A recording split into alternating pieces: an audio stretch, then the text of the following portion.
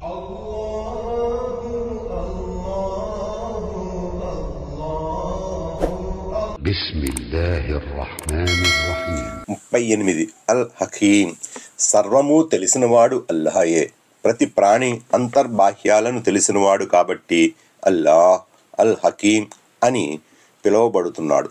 ఒక వస్తువును మనం బాహ్యపరంగా చూడగలం, కానీ దాని అంతర్కోణం మనకు తెలియదు. ఒక వస్తువు లేక ఒక విషయం మనకు బాహ్యపరంగా ఎంతో మంచిదనిపిస్తుంది, మనసుకు ఎంతో నచ్చుతుంది, కానీ కాలక్రమేణా దాని దుష్ఫలితాలు మనకు తెలిసి వస్తాయి. అలాగే మరొకటి చూడడానికి ఎంతో చెడుగా, పెద్దగా, మనకు లాభం చేకూర్చేదిగా కనిపించదు, కానీ క్రమేణా అదే మనకు మున్ముందు ఎంతో ప్రయోజనాన్ని చేకూర్చగలదు.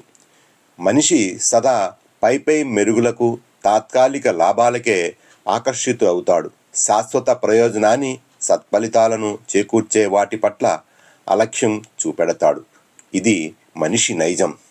పరలోకంలో శాశ్వతంగా స్వర్గ సుఖాల్లో తేలియాడాలంటే ప్రపంచంలో ఎన్నో పరీక్షల్ని ఎదుర్కోవాలి, ఎంతో సహనం చూపాలి.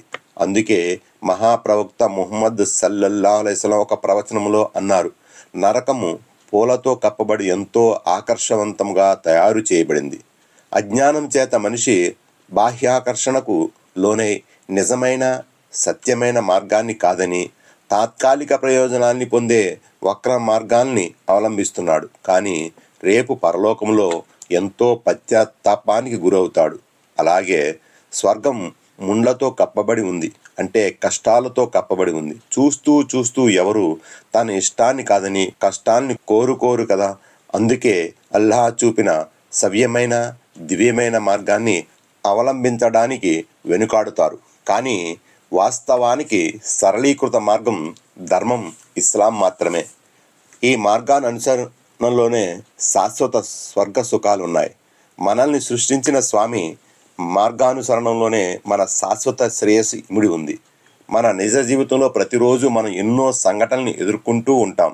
ఒక్కోసారి ఏది మంచో మరి ఏది చెడో నిర్ణయించుకోలేని సందిగ్ధావస్థలో పడిపోతాం. చూడటానికి బాగానే కనిపిస్తుంది ఒక వస్తువు, కానీ దాన్ని ఉపయోగిస్తే గాని దాని అసలు రంగు మనకు తెలిసి రాదు. గాలానికి ఎరపెట్టి చేప కోసం నీటిలో వదులుతాం. తెలియని చేప ఎరకు ఆకర్షితురాలై మింగేస్తుంది. ఫలితంగా వేటగాని బుట్టలో పడి ప్రాణాలు వదిలేస్తుంది. అలాగే బాహ్య ఆకర్షణలకు లోనే చేపలాగా మోసపోవద్దని అల్లాహ్ ఆయన ప్రవక్తల ద్వారా, గ్రంథాల ద్వారా హెచ్చరిస్తూనే ఉన్నాడు. మనిషిని కానీ చాలా కొద్ది మంది మాత్రమే స్వర్గానికి వచ్చారని చివరి గ్రంథం ఖురాన్ ద్వారా తెలుస్తుంది. గాలి, వెలుతురు, నీరులాగే అల్లాహ్ ధర్మం ఇస్లాం కూడా అందరిది.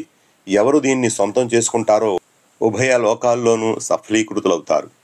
నిశ్చయముగా అల్లాహ్ గొప్ప జ్ఞాని, గొప్ప వివేకి. తాను కోరిన వారిని తన కారుణ్య ఛాయలోనికి తీసుకుంటాడు.